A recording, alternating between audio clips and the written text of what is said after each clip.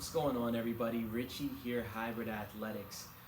Hit another deadlift PR today, so let's check it out real quick, and then I'm just gonna do a little bit of deadlift talk with y'all. All right, here it is.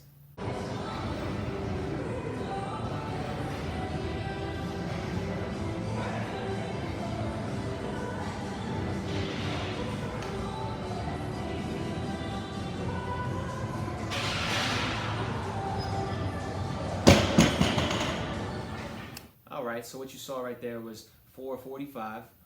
I actually hit 455 right after that. I just didn't get it on camera. No big deal. Plenty of PRs left to be made. I'm sure 5 wheels is gonna go up pretty soon. So, I'm just gonna go on like a little bit of a kind of a rant, I guess, a ramble. Just some thoughts that has been on my mind about deadlifts lately, because now it's like my favorite move and I'm in love with it, and I always look forward to it. So just gonna talk a little bit about how I've been progressing, what my game plan is going forward, and just other thoughts that might arise while I'm chatting with y'all. So how I've been progressing? Well, I've been doing Wendler 531. No mystery there. Say it like every fucking video. I've been doing Wendler 531. So I pretty much have a day where I'm doing sets of 5, and then on my top set I'm doing 5+, right, with like 85% of my 1 rep max, or my 1 rep training max. If you don't know about the training max, I go into more depth about it in another video, but pretty much just to sum it up, it's 90% of your 1 rep max. Then I have another day where I'm doing sets of 3. I'm working up to a set of 3+ with 90% of my 1 rep training max, and on that set I'm shooting for 8 reps.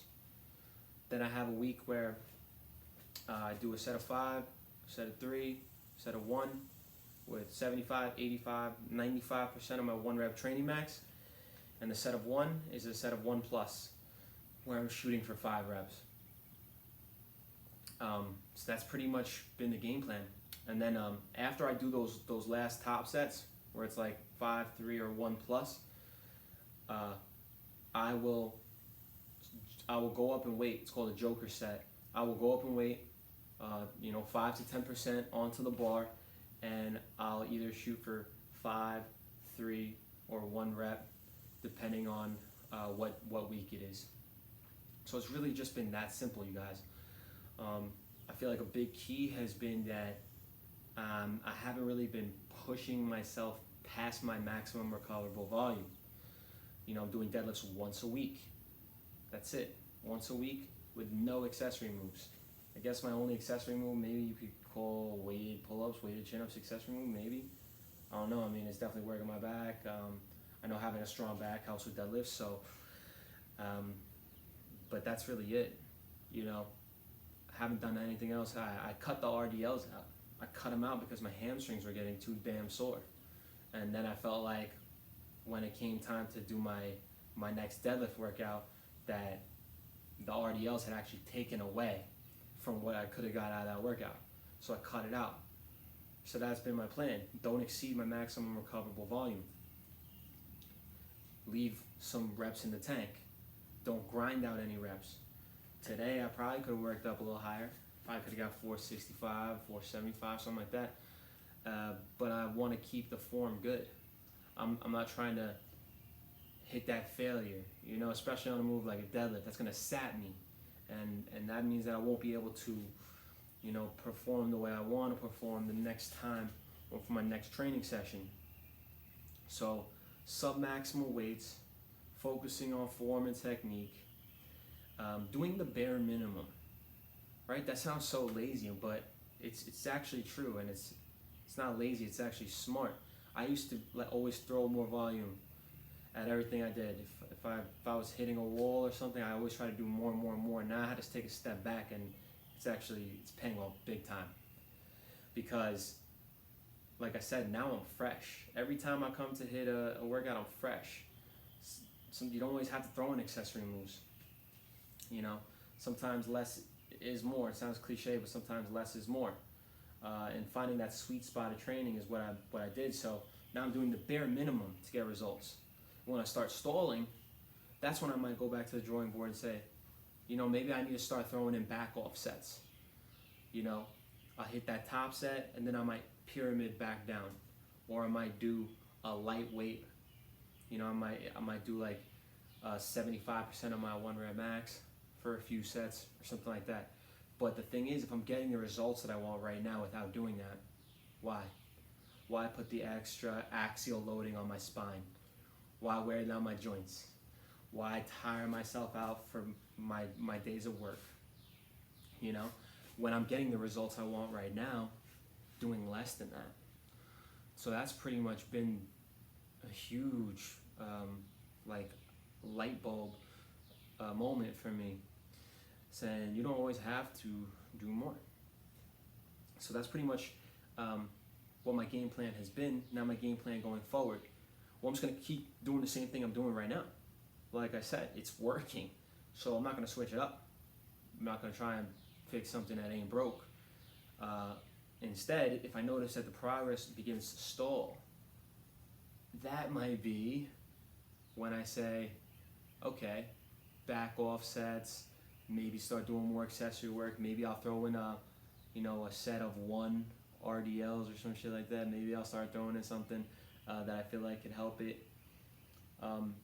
You know, I might just do a variation for a little while to do not put as much stress on my lower back. I might start doing, you know, trap bar deadlifts or sumo deadlift, or, you know, start experimenting with something like that.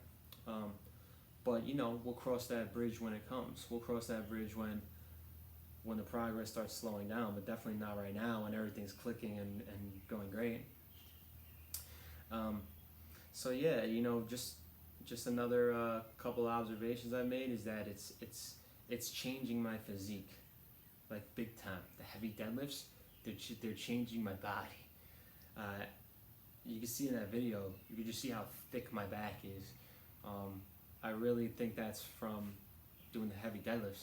I already had a thick back from doing weighted chin-ups and pull-ups for the last couple of years, but it's starting to get to another level. See, it's just busting out of my tank top. Even like my neck, I think my neck is getting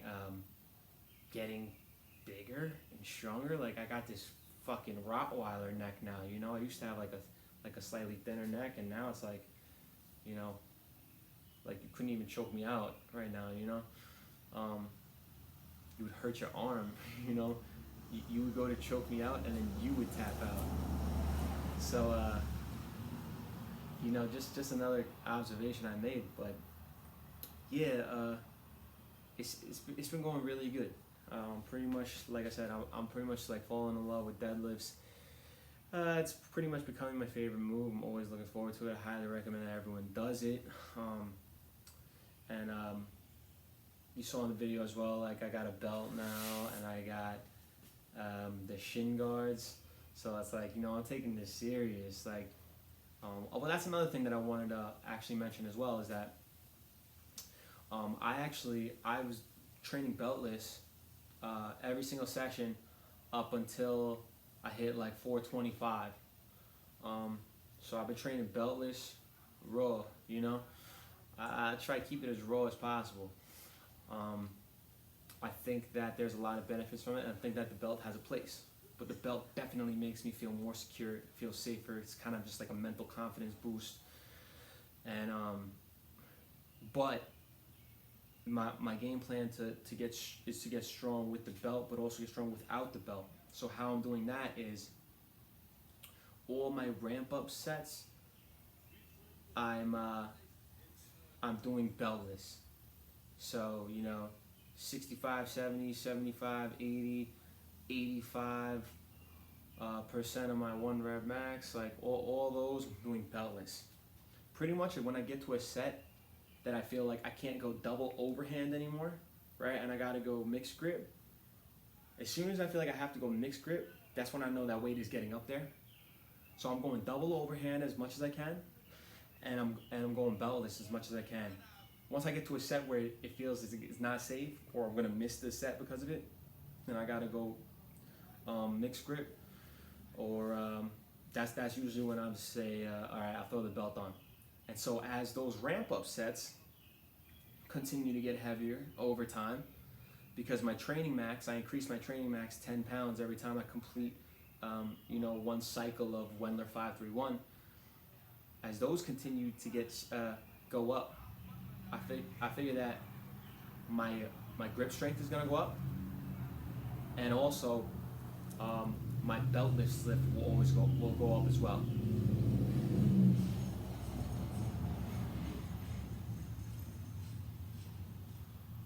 Sorry, I'm in Texas. There's loud trucks all over the place. So yeah, that's been my plan, to get strong beltless, and then using the bell like for the top sets, pretty much. That's pretty much it, guys. Just wanted to talk a little bit about deadlift since it's my new favorite exercise, and it's going really well. I think that I'm gonna pull 600 eventually. I think I'll get to that point where I'm hitting 600, and I'll probably be happy then. And at that point, I'll have to go evaluate and see, is it worth it to keep grinding away, to add 10, 20 pounds a year maybe at that point. We'll see. Let's take down 5 wheels first. That's coming up soon. Let's take down 6 wheels, and then we'll talk about that after that. Alright guys, well, hope you enjoyed the video. If you did, go ahead and leave me a like. Don't forget to subscribe. Questions or comments down below. I'll get back to you as soon as possible. Alright, this is Richie with Hybrid Athletics, training for life. Talk to you next time.